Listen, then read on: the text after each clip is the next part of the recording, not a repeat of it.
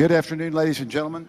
My name is Skip Rutherford. I'm Dean of the Clinton School, and welcome this afternoon to another in a great series of programs under the leadership of Nikolai DePippo. We've had a great several days of education in Arkansas, including programs here and elsewhere relating to the 60th anniversary of the 1957 crisis at Central High.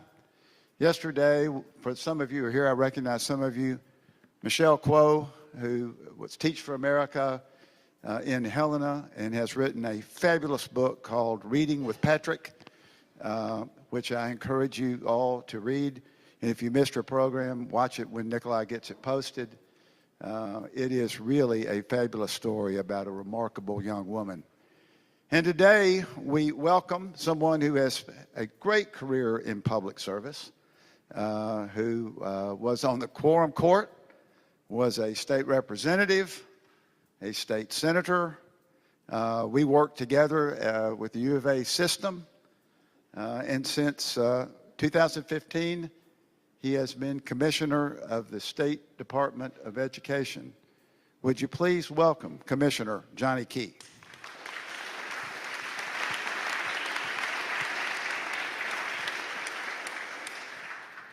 We've been friends for several years and even have agreed on a couple of issues. But I have the highest respect for him, both personally and professionally. And today, we're going to have an insightful and respectable and respectful conversation. So that's the ground rule. We're going to be engaging. We're going to talk about tough issues, but we're going to do it with dignity and respect. That's the rule. So let's begin by asking the commissioner sort of give us the state of education in Arkansas. We'll get to Little Rock in a minute, but the state of education in Arkansas, and what's your vision, and how do you see that differing from perhaps other states? Well, first, Dean, thank you for giving me the opportunity to be here. We have had a number of occasions to work together, and it's always exciting to be here at the Clinton School of Public Service. It was, I remember a few years ago when I had some of my legislative colleagues that thought, well, we need to take the name off of that's just not the right name, and I kind of pushed back on that a little bit and said, well, how that's silly. I mean, leader of the free world came from Arkansas. Yeah, we don't always agree on policy, but the fact that we can highlight some of the positive things going on, and your leadership has really helped spur that on. So thank you for this opportunity. We have had the conversations about what the vision for Arkansas should be. When I came on board, and the governor asked me to do this back in early 2015, and not a lot of people know this, but I told him no twice because I really thought I had the best job in the world at the U of A system. And now I realize how dull and uneventful that was compared to what I've been doing the last 2.5 years. But when the governor and I were having these conversations, I said, Governor, we've been talking about adequacy since 2003. It was a conversation we needed to have. Inadequacy in funding, inadequacy in delivery, and all those things that the court, over a number of cases, and really culminating with the Lakeview case, pointed out that, hey, look, education is a state's responsibility. You can't just leave it to the local funding mechanisms, and we did a lot of work. So that conversation was about adequacy, and I said, Governor, we really need to start moving that conversation to one about educational excellence. So moving from adequacy to excellence is where I started in my tenure. How do we get there? We brought in a lot of stakeholders from around the state. We brought in teachers, superintendents, we brought in students. Students, well, it's amazing what students will tell you when you ask them. They're very open about their thoughts on what they are receiving. They're the ones that are on the front lines. So all these stakeholders were brought together, and we started asking the question, what should our vision be? So through a pretty lengthy process. We didn't want this to be something where the commissioner or the department just pulls together and says, okay, this is our vision for the state of Arkansas. We really worked that through these stakeholder groups around the state. And our vision is that the Department of Education is transforming Arkansas to lead the nation in student-focused education. The three pieces of that I always think are important. Transforming Arkansas. You notice we didn't say we're transforming education or we're transforming schools, transforming classrooms. It's really about transforming Arkansas, because it's not just the teachers, the superintendents, the principals can't be left alone to do that work. It's about the communities. The communities have to engage. The communities have to be a part of that. So really it's that transformation in changing our focus as a state of what education should be. What do our students need to know? How are we going to know if they do learn it? What do we do if they don't learn it? And then for those that do learn it, how are we going to help them advance? Just 4 simple questions that we're trying to lead the discussion on. And the other part of that vision is transforming Arkansas to lead the nation. You know, how many ways in the history of the state have we led the nation? Skip, you'll probably remember this. Some of you in the audience may remember a time when the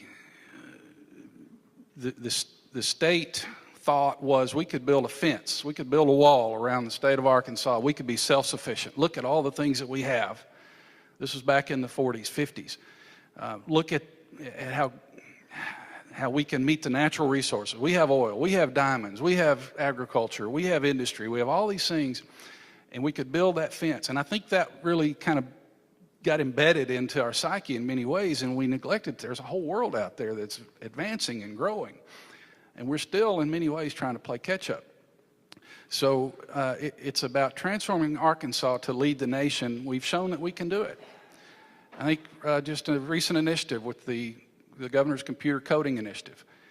You know, folks are asking Arkansas, hey, what are y'all doing? They're calling us to say, can you tell us more about this computer coding initiative? How are you putting computer coding standards all the way down into the elementary level? How does that work? And we have a great story to tell. We need to tell it, and we have a great effort in that regard. When Facebook, when Google, when Apple, when those companies are calling us to say, hey, we want to get in on that. We want to find out more. That's pretty impressive. And that's a great story for us to tell. Student-focused education, what are we talking about there? All of you can think back to your experience. I think back to the classrooms that I sat in Gurdon, and in many respects, the classrooms that my kids sat in Mountain Home were very similar to the classrooms that I sat in Gurdon. Rows of tables and desks, rows of chairs, you know, teacher at the front, usually lecturing. But what we know now through brain research is that the way you engage kids isn't always reflective of that turn-of-the-century model that we have. So we're looking for ways to unleash creativity.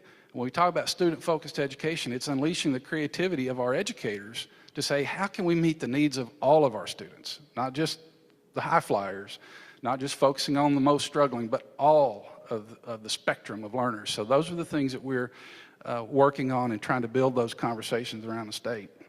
And in the end, we believe that leading the nation in the next 5, 10, 20 years, that's a journey that we feel very confident. And I even told one of the chiefs, you know, who always thinks they're number one in education? Massachusetts. Massachusetts has a very good reason for saying that. So I told Mitchell Chester, who's now since passed away, but he was a chief officer in Massachusetts, and I told him one day at a conference, I said, Mitchell, we're coming after you. He looked at me, he's like, what are you talking about? I said, you always think you're leading the nation. I've just finished a session where every chief except Massachusetts was saying, well, we're 49th in education. New Mexico, Missouri, everybody said we're 49th in education. Evidently, Massachusetts is number one, and there's a tie for 49th. And I said, so we're gonna not be 49th, we're gonna go for number one. And he smiled and he said, I welcome the challenge. So that's where we're headed. That's where we want to be. Good, thank you. And those are admirable goals. Good for you. The other day you were quoted, let's just get into a non-controversial issue here.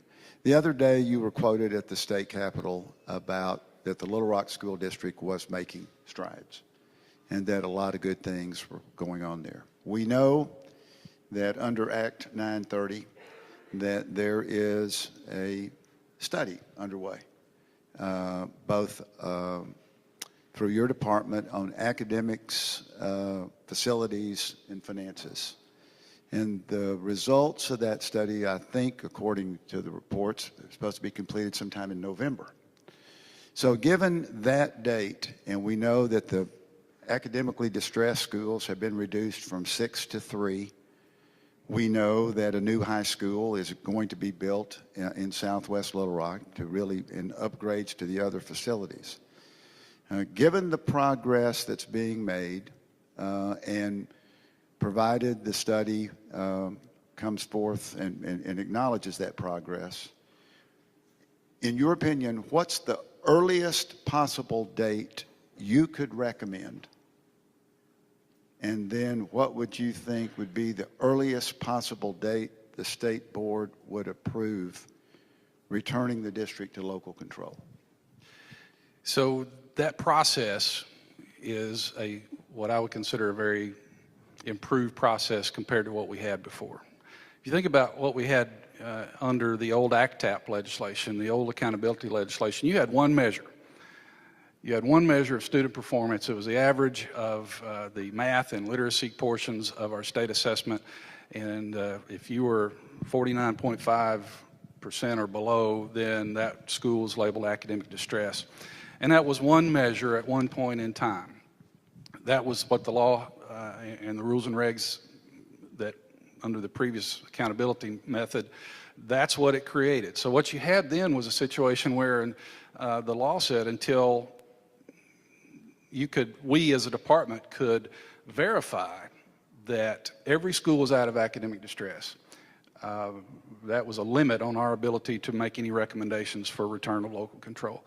That was the case with Little Rock. That's been the case with a couple of other districts around the state where we've had state takeover. The process we have now is much more encompassing of the true picture of what a school looks like. So just to describe a little bit more, that process is looking at your academics, but it's also going to look at your finances. It's going to look at the facilities. It's going to look at your human capital management system. It's going to look at student services as far as wraparound. Not to say you have to meet certain benchmarks, but to see where you are so that we can determine what type of support might be needed from the department, what type of support might be needed from other agencies, what type of support might be needed from other entities and other stakeholders.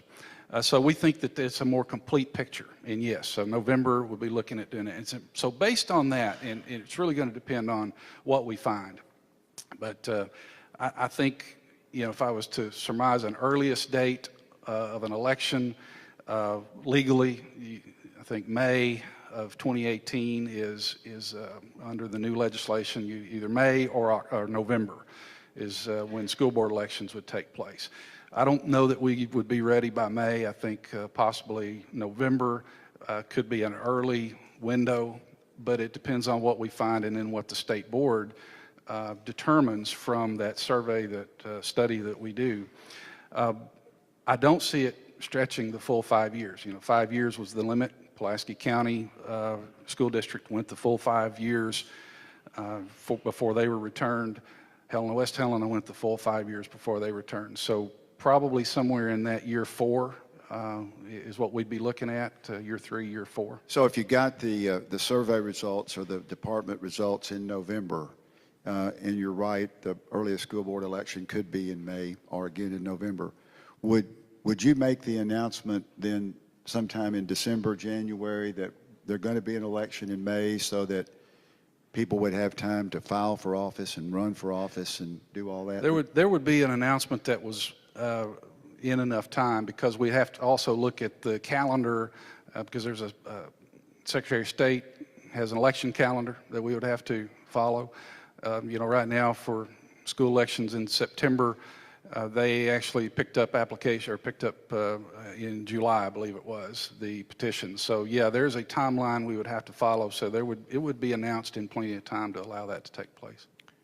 You know, we've both been around the political world a little bit, and terms often get politicized. One of them, for example, is climate change. It gets politicized.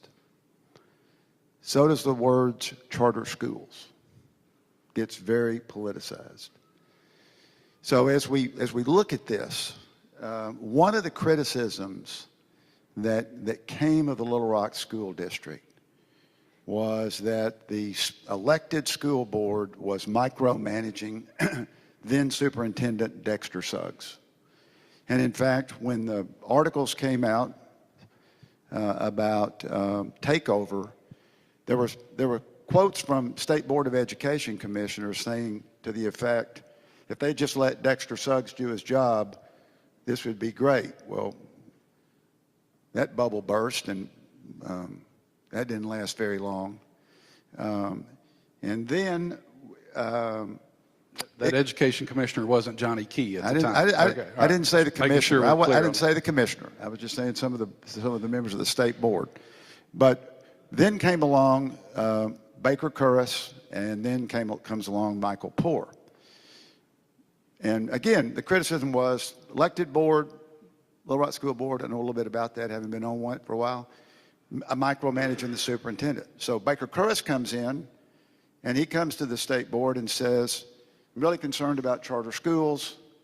Are you sure you're doing the right thing? I recommend doing something different. Michael Poore comes in and says, I'm really concerned about charter schools. I'd like to have a moratorium so that we could have a study.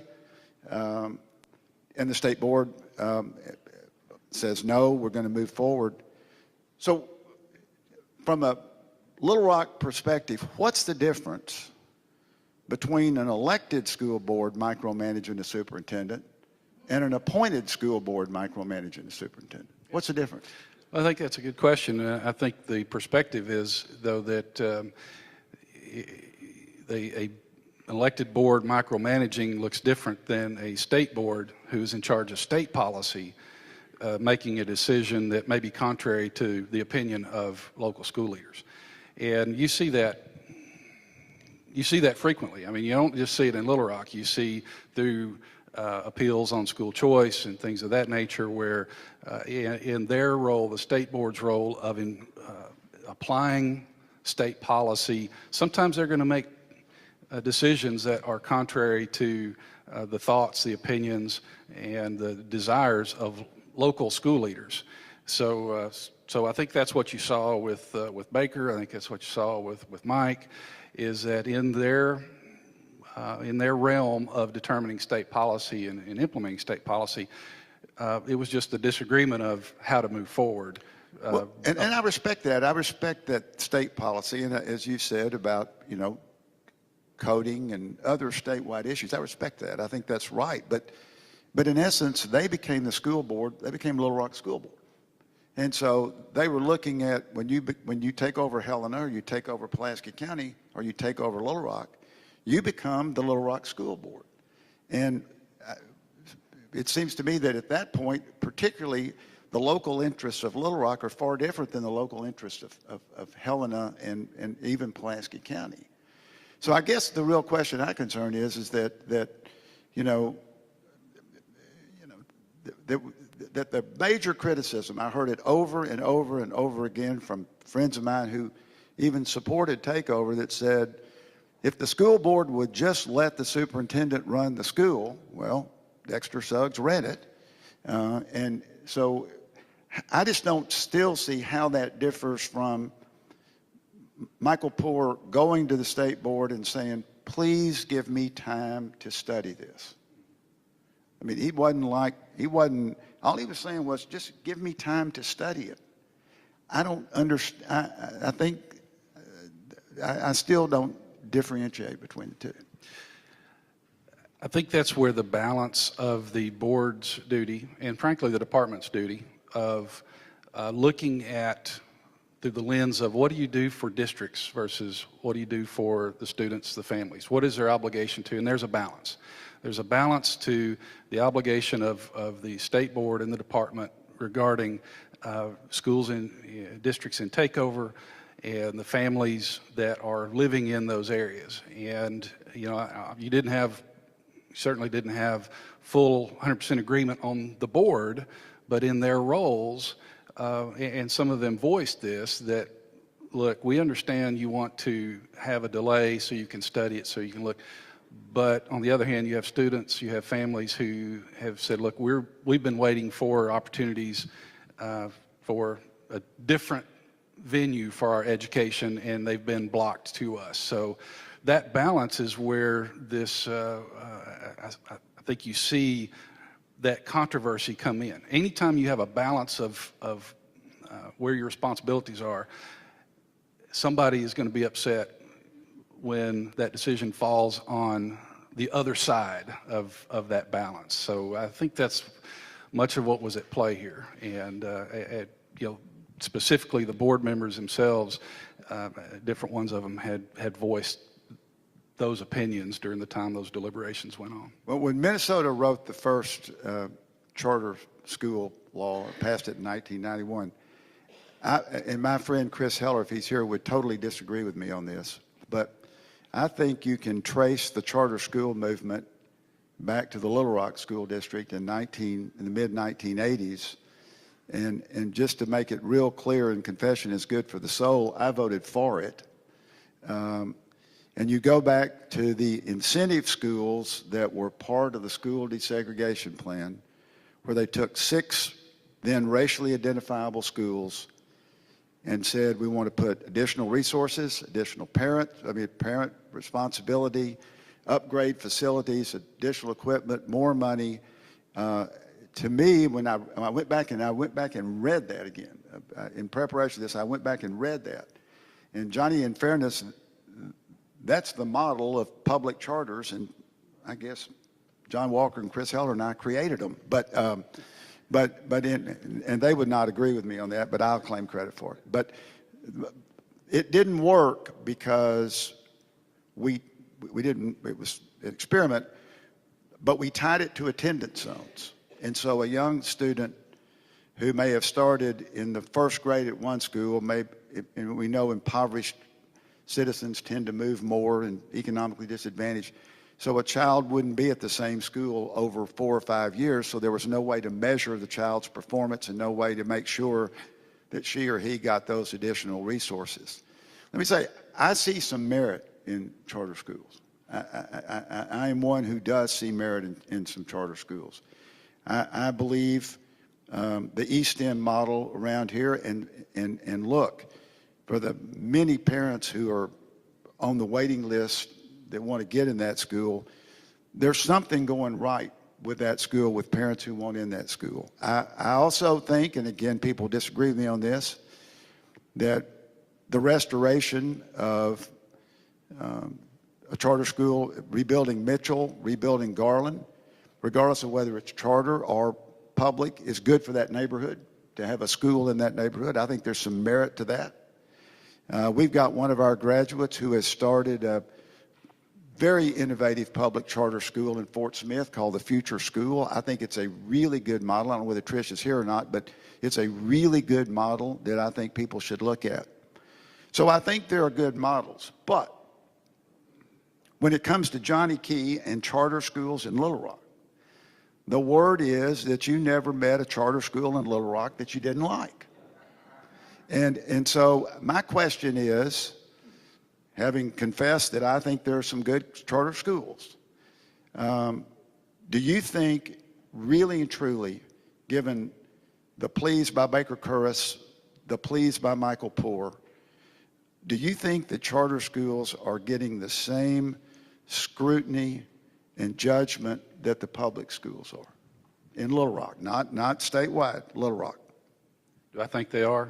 Yes. Do I think the final decisions that have been made? I mean, I'll give you an example. Covenant Keepers was a charter school that the department had worked with and still working with, but through the charter panel, made a recommendation. The state board looked at that, and they came to a different conclusion. It was recommended that the Covenant Keepers Charter School was recommended for closure, well, not closure, but revocation.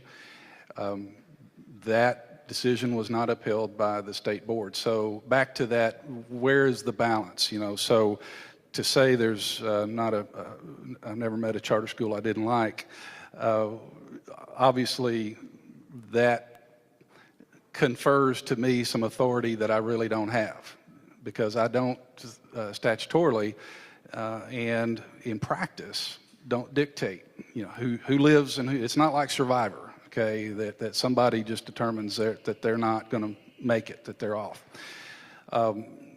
What it is a process by which professionals look at all aspects of those applications. The professionals look at those applications and then make recommendations that go on to the state board. Prior to that, before Johnny Key ever came into the picture, it was a different dynamic, but the charter schools continued to grow. E-STEM, Lisa Academy, a number of those were approved prior to the current state board members being there. So this is an issue that's been going on even into the mid-90s prior to charter schools. I mean, there's a report that was issued back in 97 or so about the future of Little Rock schools. The point that was being made was loss of enrollment to private schools. The fact is the numbers don't bear out that the growth of private schools was the death knell of Little Rock School District. I think there are projections and assumptions that could be made. Right now that's all we have. But if we look at history, Little Rock School District is more robust and stronger to be able to survive loss of enrollment to private schools. I think they're stronger and better able to survive loss of enrollment to public charter schools. What I also think is going on now is you're seeing building leaders, just left a conference, School of Innovation conference, 450 educators from around the state. One of those schools that was there was Hall High School. Hall High School is one of those schools that is still struggling with their test scores, but they have a team in place there that is excited about their School of Innovation model, where they have sought waivers from some of those things you asked about, the charters and public schools. Are they on the same playing field? Are they being scrutinized? Well, we have avenues now so that traditional public schools can get some of those same waivers from requirements, and Hall has done that through the School of Innovation process, and they are developing a better way to meet the needs of kids than what they had identified before. And it's all locally driven. It's not the state telling them what they have to do. It's educators determining what it is we need to do to serve this population of our students. Yeah, okay, and I think we can. I appreciate your comments on that, and I think again, I don't think there is in terms of a person or someone who has a vision for education, anybody any better than you, and I appreciate that, and I think, by the way, your answers on local control and on the charter schools were candid and very open, and I really appreciate that. I want to shift a little bit to an issue that goes back to statewide. 2 or 3 years ago, Arkansas Business, the Northwest Arkansas Business Journal, the Winthrop Rockefeller Institute, and the Clinton School started engaging a conference with 80 under 40, the 40 under 40 from Arkansas Business and the 40 under 40 from the Northwest Arkansas Business Journal. And we meet, we take these young leaders and they meet for a weekend at Patty Jean and discuss various issues, including how to retain and attract talent in Arkansas. For the last 2 years, all the way across the board, it didn't matter whether you were from Bentonville or Benton.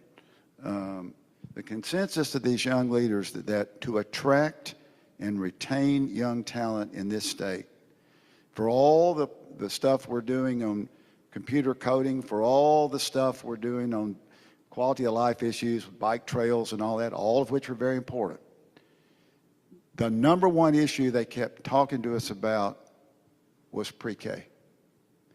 Now, we have some champions of pre-K, and one of them sitting right over here, a great state senator. We also have Matt Plitch, who's done it. We have Clark Tucker. We have Michael John Gray. We've got some voices in the legislature that are very strong on pre-K. But with the highest respect, Mr. Commissioner, we don't hear much from the Department of Education or the State Board of Education. We don't hear that issue. We hear a lot of talk about charter schools. We hear a lot of talk about takeover. But we don't hear someone standing up and saying, the missing component to your vision is pre-K. Hugh McDonald is saying it, the former CEO. Forward Arkansas is saying it. And let me tell you, the 80 under 40 are sure saying it. The business people from Fort Smith and Fayetteville and Bentonville and Springdale and Little Rock and Conway, the young business leaders, they're saying it. Why isn't the Department of Education saying it? Well, we are, and we support it. The issue is that although it flows through the public school fund, it's actually a program of the Department of Human Services. But I would just remind everybody that for 20 plus years of my life, that was my life.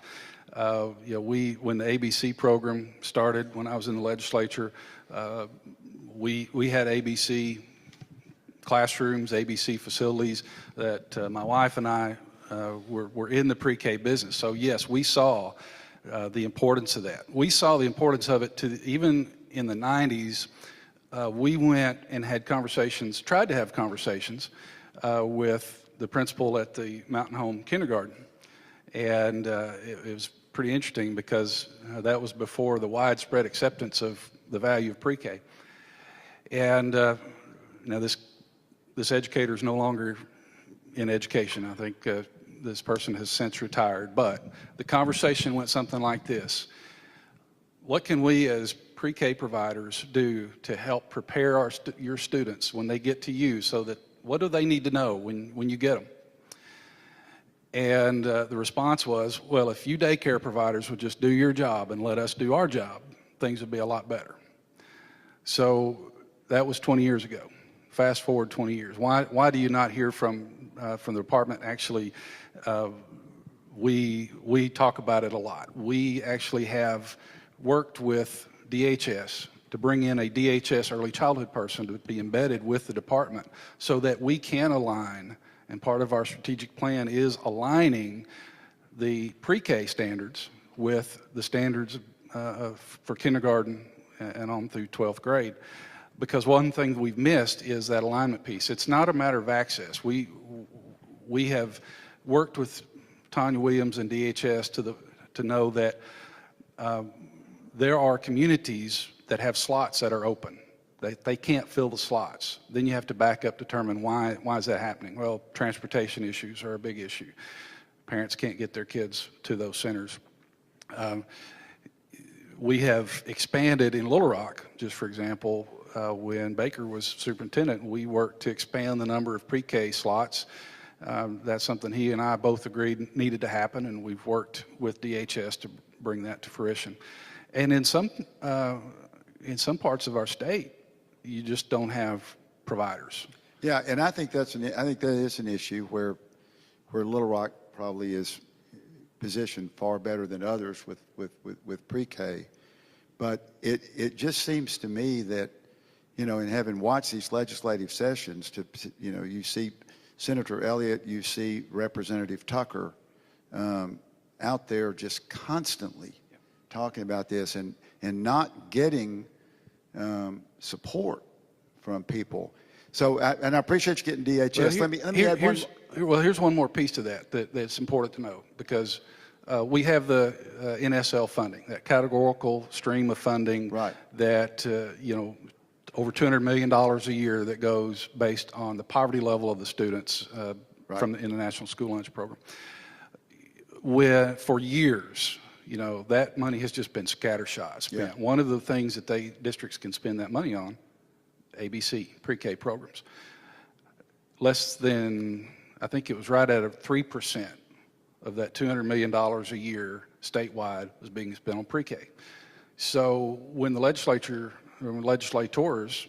Matt Pitch, many of those you mentioned. Who's doing a good job on that, by the way. Senator Elliott, she and I, when I was in the Senate, we had a lot of conversations about that. Had conversations with the Advocates for Children and Families. How can we get districts to spend more of that on those pre-K programs where we know the bang for the buck is going to be stronger? So in this last regular session, we had language that now gives an incentive that if you're going to get more NSL dollars, there are 3 ways that you can get that. And those are 3 evidence-based, evidence that's been presented time upon time to the legislative committees: tutoring, before and after school programs, and pre-K. So you're not seeing a huge $20 million push in additional funds, but what you're seeing is an incremental step of encouraging and promoting this expenditure of those funds in a way that is going to have more long-term impact. Well, when we have the next 80 under 40, I'm going to invite you up because when you hear these young business people, these young professional women and men, particularly, I hear it in Little Rock, but when you hear from these folks from Northwest Arkansas talking about that being at the top of their list, that is something that brings us all together as a state. One thought I might add, if you put your task force or look it together, consider getting AEDC in the middle of this, because I guarantee you that's going to be an economic development recruitment tool to have good pre-K education in the state. We spend a lot of things looking at economic development. When you talk to these young professionals, they'll tell you right off the bat, your pre-K programs as a state are not good compared to other states. So I appreciate your effort. The other thing I want to talk about is, and this was raised yesterday in Michelle's speech about the children she was working with in Helena, and Helena's no different than Batesville or Little Rock or anywhere else in this one. There are 150 schools, according to a recent study in Arkansas, that have just chronic rates of absenteeism. And it's having a major impact on educational performance. We also know that those numbers are very disproportionate among poor and economically disadvantaged and single-parent families and those kinds of things. When our kids were in school, I'll never forget this, Johnny. There were 2 brothers that were in the 3rd and 4th grade. This was at Forest Park Elementary, and they would miss school every other day.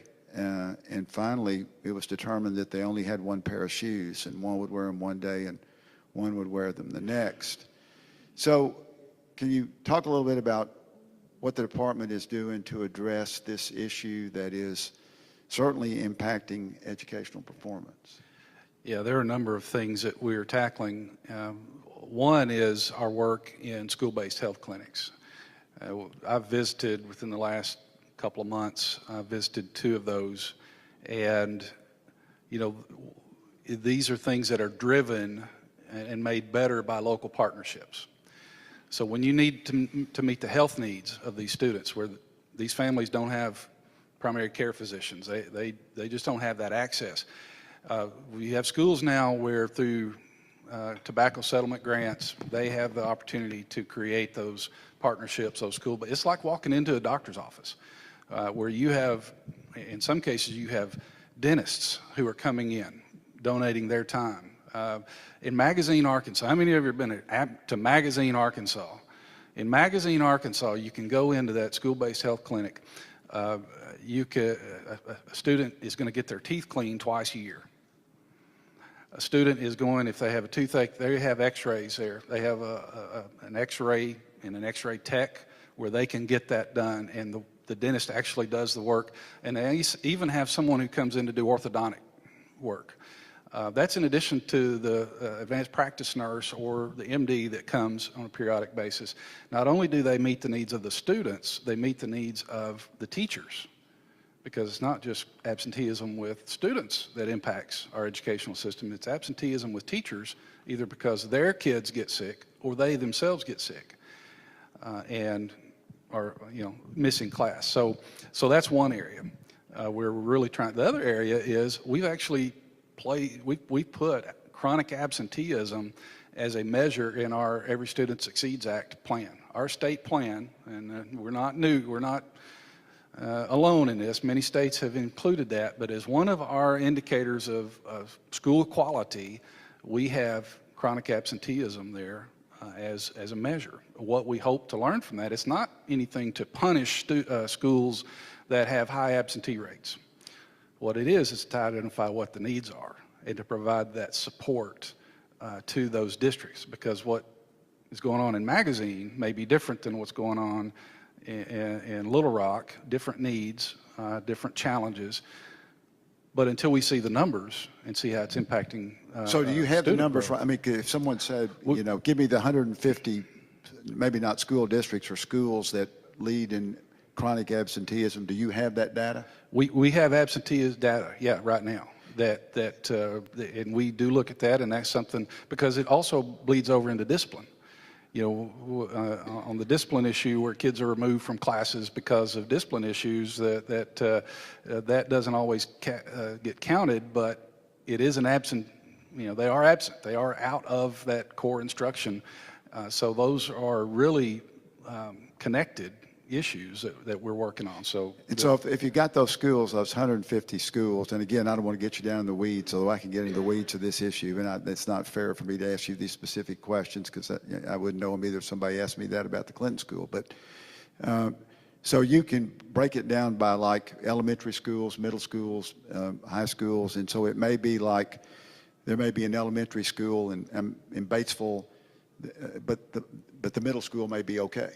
I mean, in terms of ranking of chronic. So, yeah, that would be interesting to see at some point. The other piece of that skips the nutrition, too, which is yeah.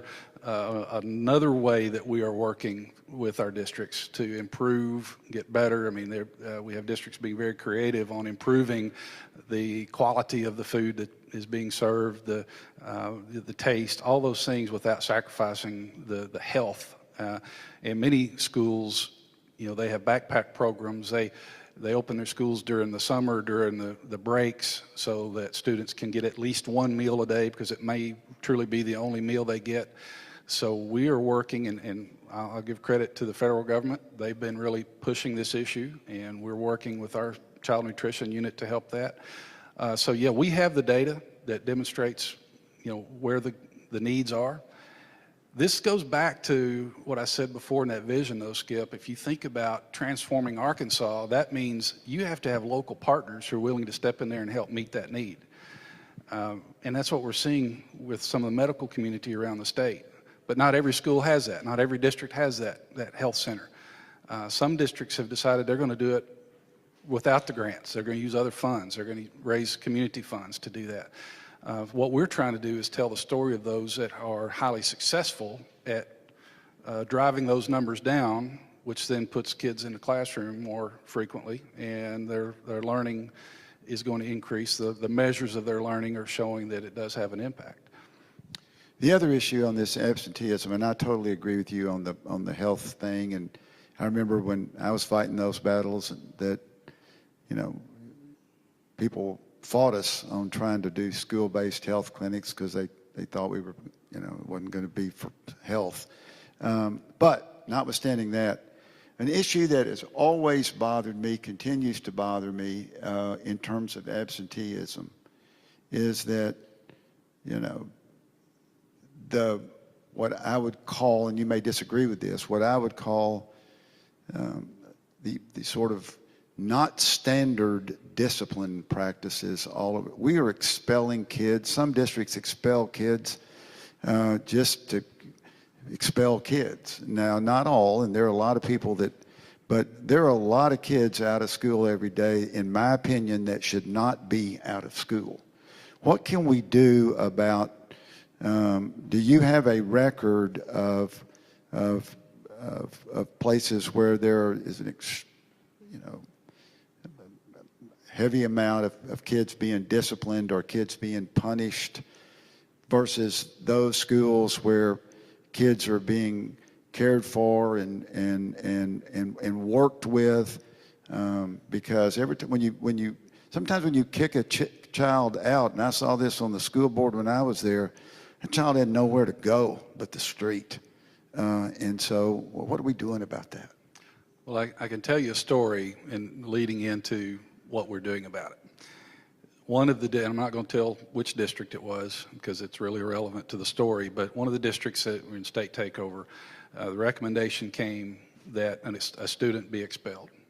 And this student was an AB student, was in her first semester of her senior year, toward the end of the semester.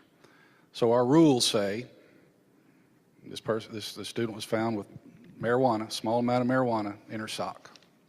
The rules say she has drugs. You got to kick her out for a semester. So in my conversation with the superintendent, I said, is this really what is best for this student? Have you ever had any trouble with this student before? Well, no. I mean, a few little arguments, fights, called the office, nothing major.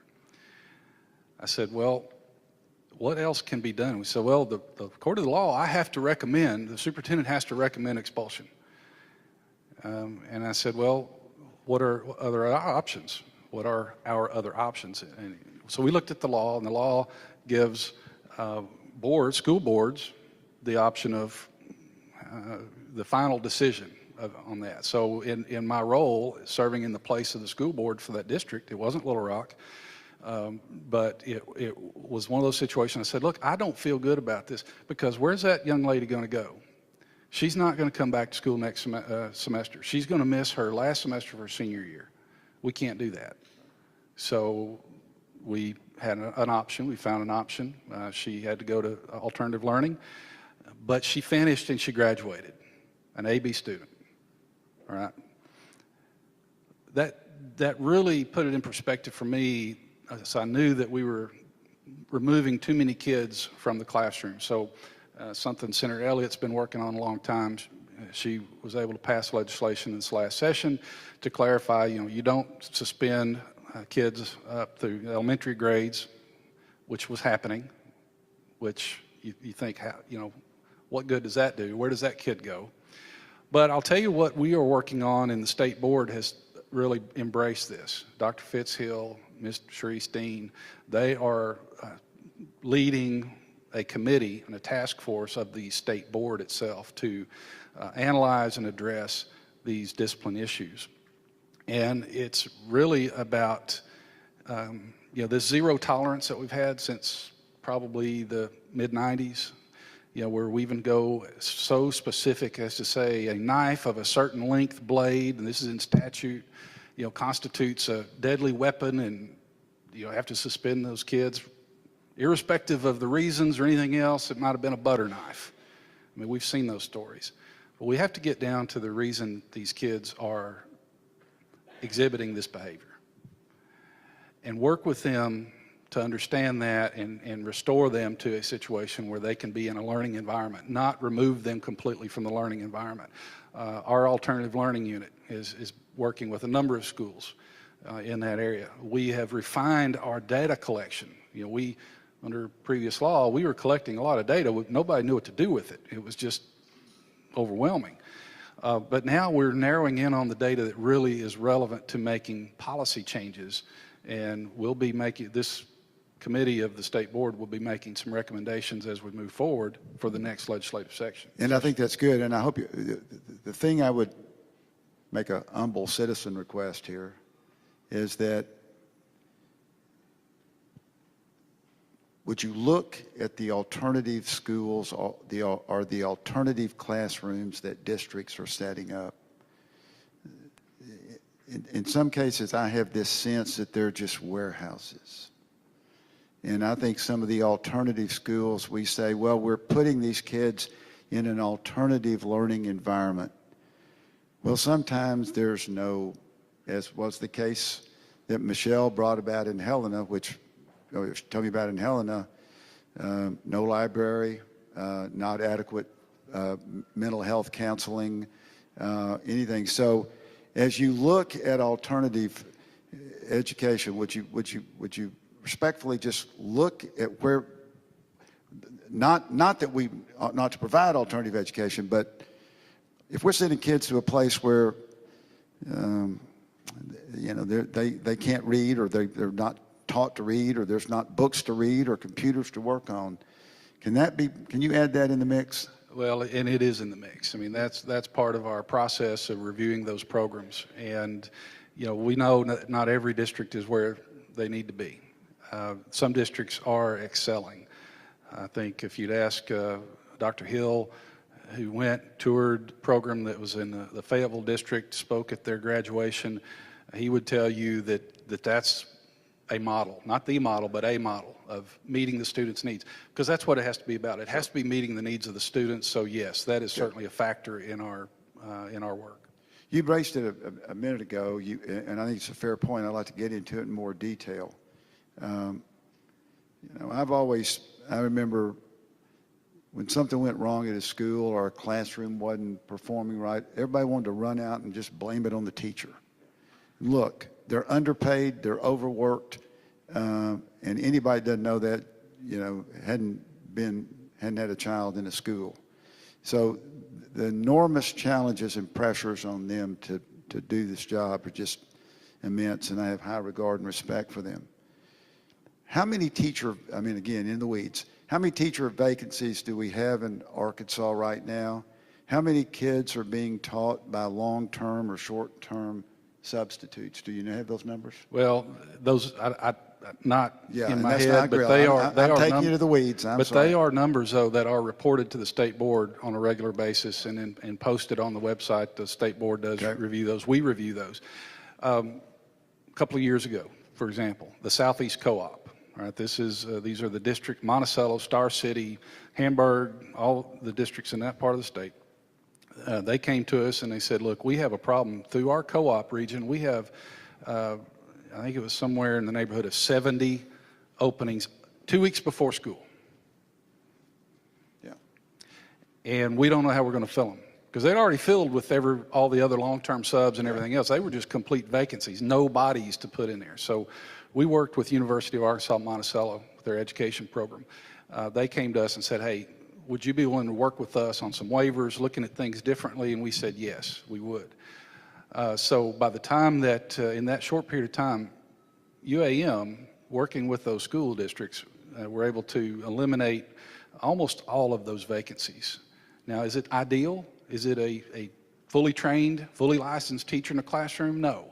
But they were people who were professionals at some level that were willing to go in and learn how to be a teacher, not just to be a body in a classroom. So the numbers are this. I mean, we had just 6 years ago, we were looking at around 8,000 students in ed prep programs in the state of Arkansas. I'm rounding, very much rounding, and now we're down to somewhere around 3,000. It is a challenge. Yeah, and short term. It's one that's been a challenge for a long time. But it's really gotten critical in the last 5 or 6 years. But what we haven't had is a long-term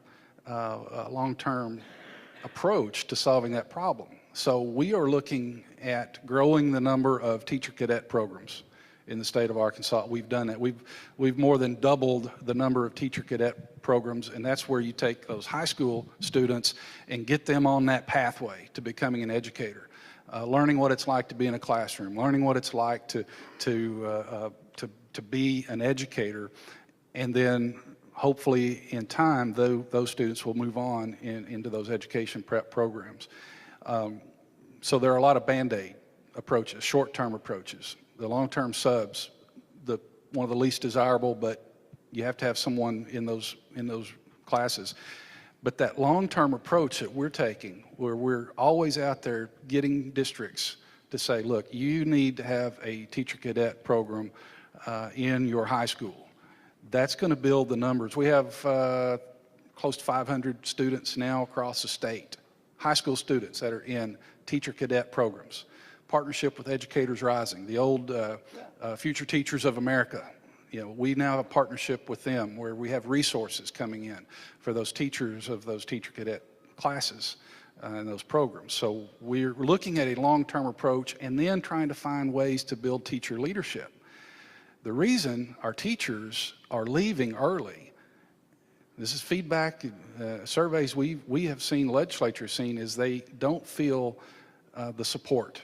They don't get the support that they need. So we've tried to revise our teacher excellence and support system, tests, to move from what is perceived as only a teacher evaluation system to one where we're developing the skills of teachers. We're working with them to build those, and in new legislation to create teacher leadership opportunities so that a district can create tiered, we have tiered licensure. Districts can create tiers of teacher leaders, where a teacher who wants to be leading and feels like that's where they want to go, but they don't want to leave the classroom to be a superintendent, to be a principal, to be an administrative employee, they can have those opportunities to grow in their career.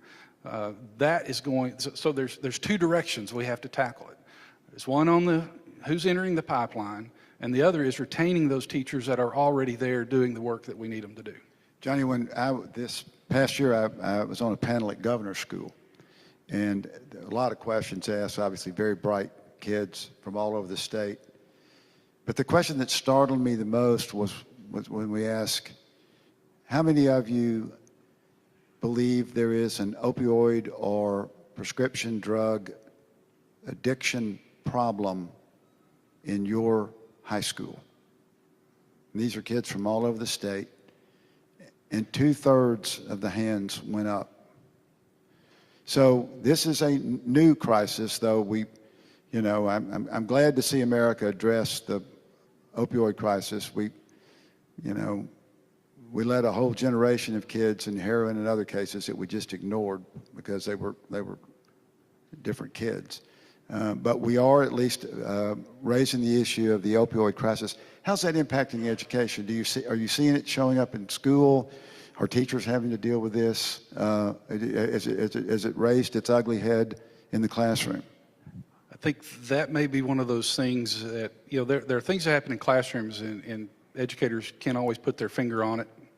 Whether it's home problems or drug problems, things like that. But what we're trying to do is working with the Attorney General, getting information out there, working through the ADE School Health Unit to help folks understand what those warning signs are. And, it's one thing to identify what the challenge is. It's another thing to know what to do about it. And I think that's where a lot of schools are right now. They don't really know what to do about it. They don't know what the resources are. So there's going to actually have a meeting scheduled in the next couple of weeks to talk specifically about that and some of the treatment options, some of the response options that schools can engage in to be able to. It's pretty startling. But it does. I mean, you think about absenteeism, you think about behavior, you think about all those things. And it's pretty startling to see 2/3 of the kids self-identify as a drug problem. I know there are a lot of questions from people. I hope you'll come up and visit with Johnny after this program. I appreciate his candor. I appreciate his willingness to be here. Skip, let me hit one last thing. You can, buddy. All right. I told you this, but when we were visiting before, we have a lot of conversation about what the needs are in the state. One of the most important needs that we have, the thing that we have not done a good job of in the state of Arkansas, and that's on reading.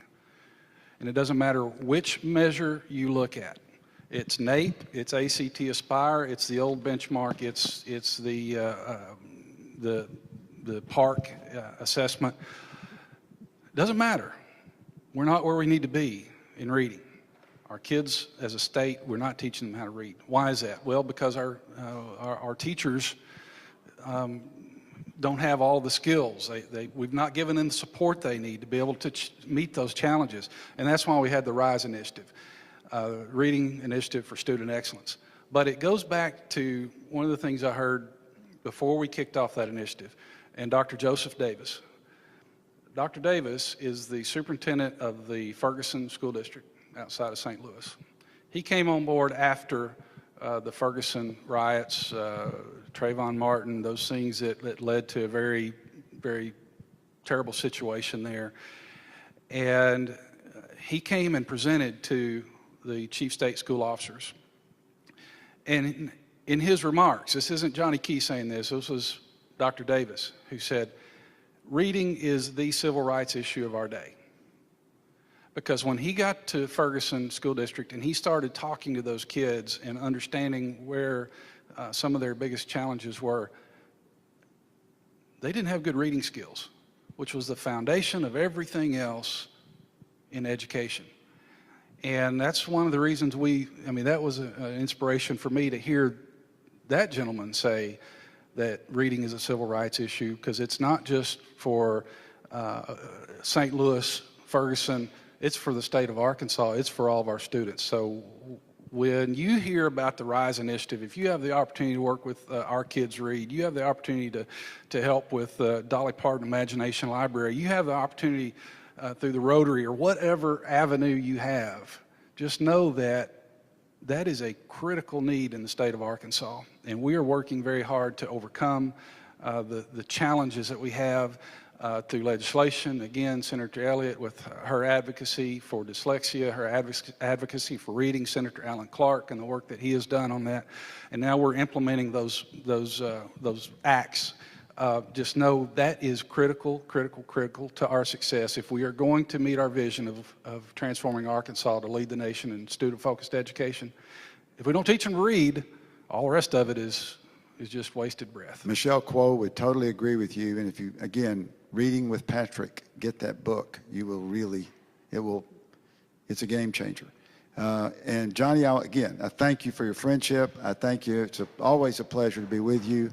You are one of the good public servants of this world, and I respect the work you're doing. And I must tell you that we will be anxiously awaiting the report in November. Ladies and gentlemen, Commissioner Johnny Key.